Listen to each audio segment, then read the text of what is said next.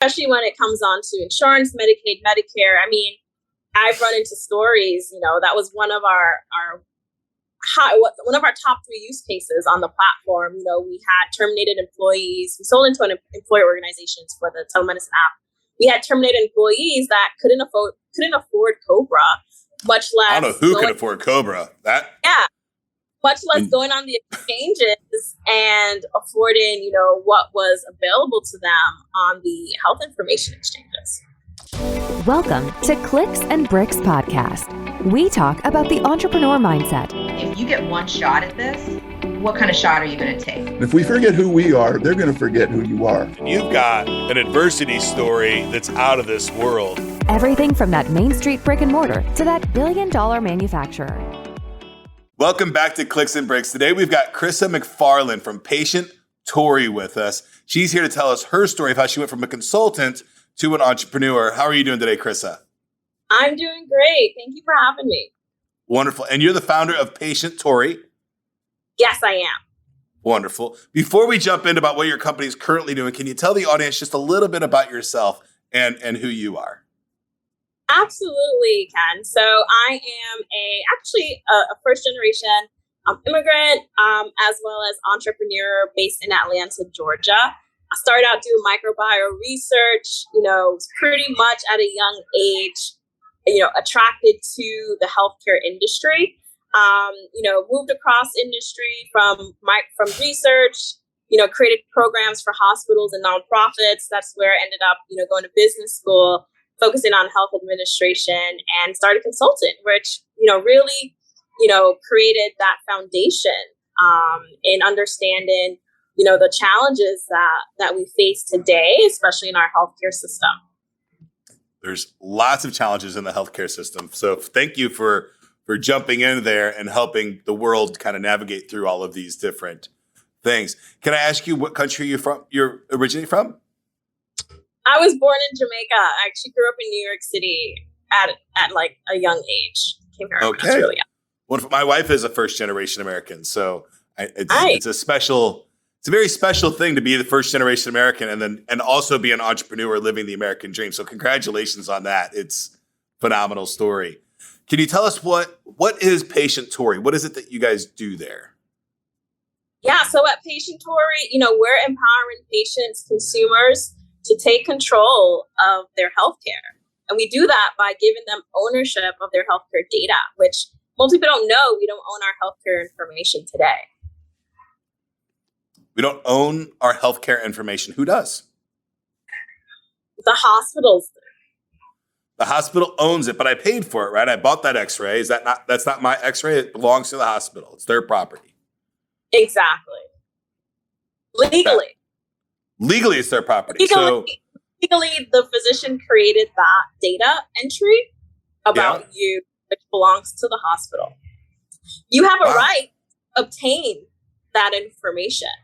Then we go into all these sorts of laws and, HIPAA, et cetera, which unfortunately, the hospitals can use that data and they're selling it, right? Well, not only that, it's a huge, for me, it's a huge problem. I'm getting up there in age, and I've had 2 primary care both of my primary care doctors in my life that I've ever had have passed away. And I've lost all of that data. I don't know where it's at. I don't know how to get it because their practice is closed. Wow. Yeah, that's a problem. And I talked to my new doctor. I don't even have one right now. And I'm like, well, who's your primary? I'm like, well, he died and his practice closed. So all the data's gone. It's just vanished. And there's a lot. So that's a huge problem. And that's the problem that you're fixing? Essentially, yes. So, the data as, policy was passed, now clinics, hospital systems are required to store information electronically. And we're basically taking that electronic data, that information that's inputted, and creating an app where you can store that information indefinitely, right? The point is to have all of your healthcare data inputs from cradle to grave. Right. It is so hard that listing out what shots our kids had at the beginning of the school year, all that stuff. It's like, well, shoot, I don't know what any of that stuff is. It's so hard to keep track of. I just kind of let it flow and figure that it will all figure itself out eventually. But so you've created an app that takes this. How hard is it that for me to use? Do I have to like go in every single time and like get that data from the doctor, or is it pretty easy for me to do that as a patient? Well, if your doctor uses an electronic medical record system, by using our app, you would go in and find your provider and essentially take custodianship of that, right?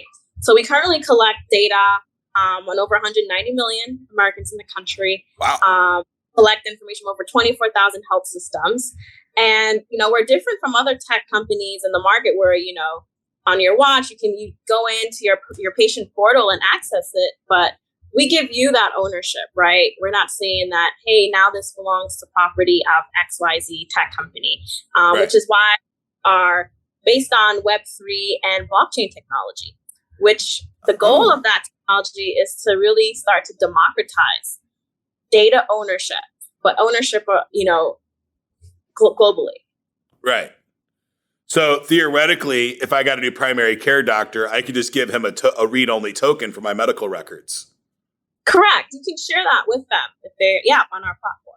Right. And then he would have access to my general ledger or my protected general ledger, and I could give him the key for that pretty easily. Exactly. You can share that. And then you can revoke access as well, right?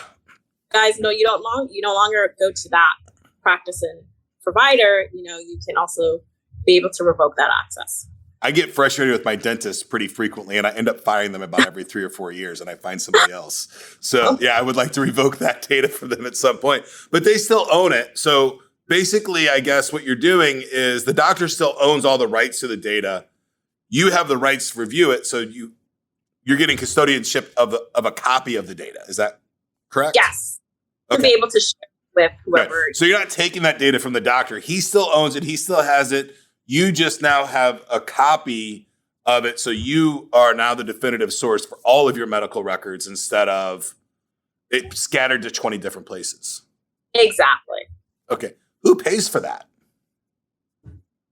That's a good question. We have multiple business models. It is so we are a direct to consumer model as well as B2B to C.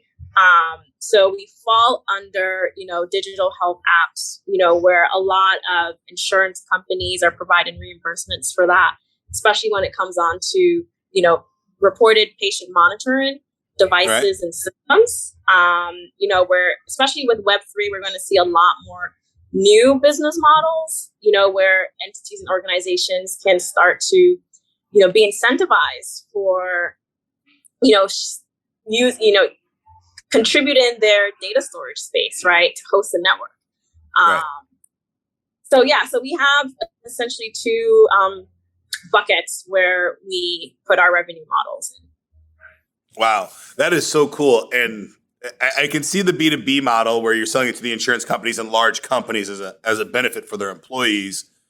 And I can see some people buying that because they're concerned about it and they want to have a definitive source of record for all of their medical records. But I also see at least most Americans not really caring that much about their long-term health enough to pay for an app on a monthly basis, right? There's a percentage of them, but the line at McDonald's tells you something different about what people care about their health in today's economy. So it's a long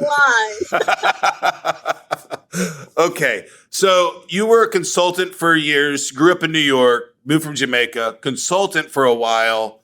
That gave you the kind of the business knowledge that you needed to go into this world. Tell us about the why did you pick this market to go into, to found this company? Like what was the motivation to do it? Because I'm scratching my head thinking, man, this is a pretty big undertaking to do. Like this is not just a hobby that turned into a business. This is a passion of some kind.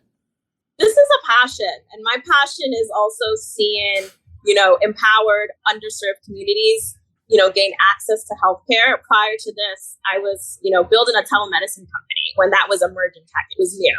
So my sweet spot has always been new innovations, bringing them to market. And the biggest challenge I faced in that telemedicine company was this patient access to data. And it struck me one day, like, how powerful information is, and how that dissemination of information can start to impact, underserved communities, which is one of the highest costs that exists in the system today. My dream as a little girl was to be a physician, and I fell in love with technology because, it reaches everyone, but not everyone has equitable access to healthcare, right? And that passion spun out of, how can I be a change maker? How can I improve the system, that can impact, more majority of people in a beneficial way? Yeah, I saw a stat just the other day that said only 1 in 4 Americans can afford medical insurance today. Is that accurate? That's pretty accurate. Wow. That's pretty bad. I thought we did a whole bunch of stuff to make healthcare available to everybody, but I guess that's not the case today. Especially when it comes on to insurance, Medicaid, Medicare. I mean, I've run into stories, that was one of our top 3 use cases on the platform. We had terminated employees. We sold into an employer organizations for the telemedicine app. We had terminated employees that couldn't afford Cobra, much less. I don't know who can afford Cobra. Much less going on the exchanges and affording, what was available to them on the health information exchanges. Yeah, I'm not a politician, or I don't know that much about insurance. I just know that I've had a hard time navigating, and I've lost medical insurance, and it's not a fun thing. So I don't know how a lot of people navigate those systems. It's very, very challenging. So, and your application helps with the medical insurance process as well, or is it really custodianship of the records? It's indirect. So again, we start with access to information, because this overall, once people start to see this data, they can determine how they can improve their health over time. So we're collecting medical records. We're integrating with wearable devices such as your Fitbit, your Apple Watch. That's consumer health data. Right. We're now, collecting genomic information. So it's really creating that 360 view where you're understanding your health as a person. As we know, medical records, healthcare, that's only 20% of our health, right? The other 80 is determined by our socioeconomic, to say like our zip code. We're having a crisis right now in Mississippi. So there are a lot of factors that determine our health. Wow, that's wild. Yeah, yes. And then does having all that information make you more insurable in some cases? I would say, based on our experiences today, insurers do prefer underwriting, the more information they have, the more risk, adjudication or adjustments they can make. But we do see this as an opportunity for them as well to start incentivizing, people to, you don't have to, no one wants to give their information over to insurers, right? Right. But they're there as well.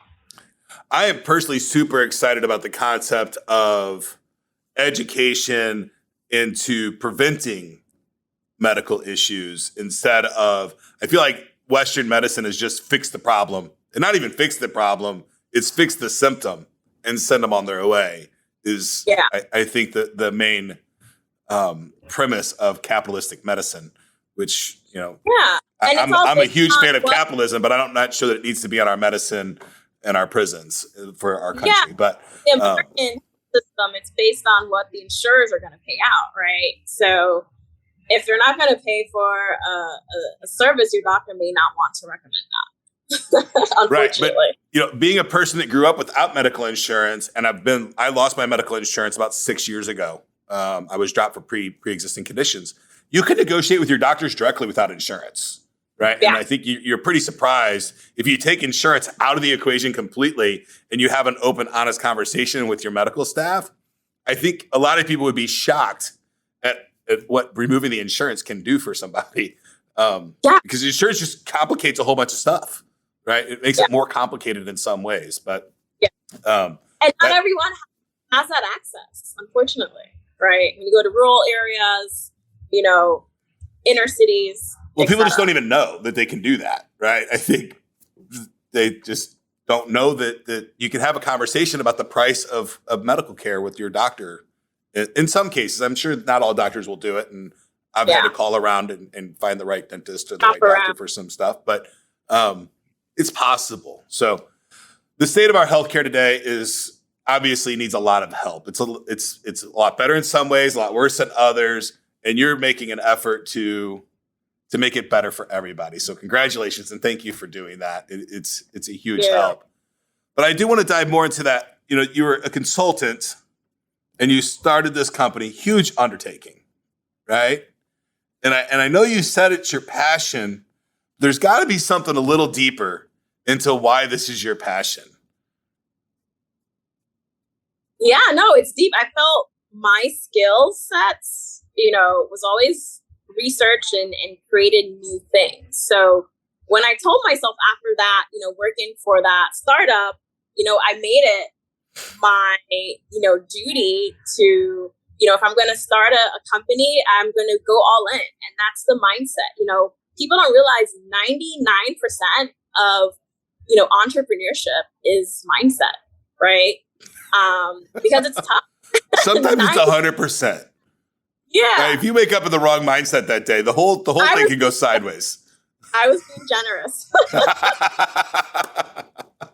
Yes, absolutely. So you're on this path to change the medical industry. You see a situation where the data is sharded data, I guess is the right word, kind of piecemealed all over the place. Silo data. Yeah, that's like right. the term. You're going to centralize that, but you're going to centralize it in a decentralized way. You got it. Right. So that makes it easy for it's mind blowing that that's not my data. The data about me, about my body doesn't belong to me. That's bizarre, but you're giving the power back to the individual, which I love. I think personal choice is one of the things that makes our country so great. And you're arming them with more information to help them make better choices. Exactly. Awesome. What's next? What's the next big thing on the horizon?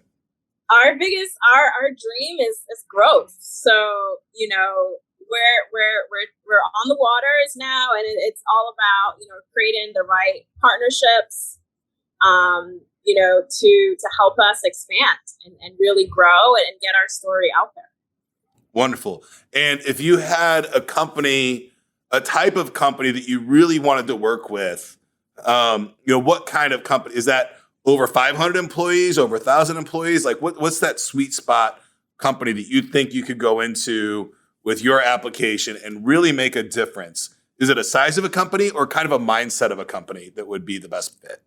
I would say both, because this is new innovation, right? So it's true disruption. It's not your typical wellness apps. So I would say, we're really looking for forward-thinking organizations, large. Typically, they might already have an R&D department, so they're more of a mid-tier or larger organization that can readily see the benefits, right, in a shorter amount of time than I would say a smaller entity. Wonderful. And is this something to where if I'm in one of those companies today and I'm thinking, wow, and I'm watching this episode and I'm like, that's a really great idea. I would like to bring this on as a benefit to my staff. Is it a proof of concept first stage, or is it a commitment from the company on the first step? Yeah, it's a pilot commitment. We know this is new, for them, for us. So we do it on a committed pilot towards commercialization and full implementation. Right. And for those of you out there that are watching to understand what we're talking about a little bit, sometimes in these larger medical apps, a proof of concept or a committed proof of concept or a pilot program is a very typical way to test the waters with new technology with a new company. Is that pretty much how you're doing that? So they don't have to make a full commitment and say, okay, I'm going to give it to all my employees and we're going to commit to this big undertaking and we're not really sure the long-term effects of it, but you can do smaller batches as a pilot program for that company. Yes. Wonderful.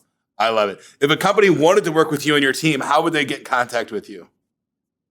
Well, you can contact me directly, at our website, Patientory.com. We actually have a form for you to fill out. We want to learn more about you. We want to show up ready, to embark on this journey with us. So I would say, definitely visit our website, and our contact information is available there. Wonderful. You can also follow us on social media. We're actively, tweeting on Twitter, and releasing blogs and educating the market more around patient access and health data. Wonderful. Chrissa, thank you so much for your time today. If there's a young person out there today that's first generation American even, and they've got a wild idea that seems like so much bigger than them, but they want to get started, what kind of advice would you give that person today that's looking at a giant problem and they want to tackle it, but it just seems bigger than they might be? I would say there's no better time than now. Take that first step. It's not all going to happen overnight. And the best thing you can do in the early stages is make connections and network as much as possible with people that you would like to work with or that you see are leading the charge in your industry or area. Absolutely. I think now getting in there, getting out there, the first step I think is huge. It doesn't have to be a huge step, folks. It could be a little step. It could be buying the $10 domain name or starting to write down some of the plans on a piece of paper or a spreadsheet or something. It doesn't have to be a huge step, but I think what you'll find is if you get started with small steps, you end up taking the next step and it just keeps moving forward. And it's okay that it's... And you keep building momentum, right? It's having that mindset. We started with a name. Right. And then there. Absolutely. So I think it's great. Congratulations for everything you do. And thank you so much for your time today. I appreciate it. Thank you. Thanks for watching today's episode of Clicks and Bricks. Get to work.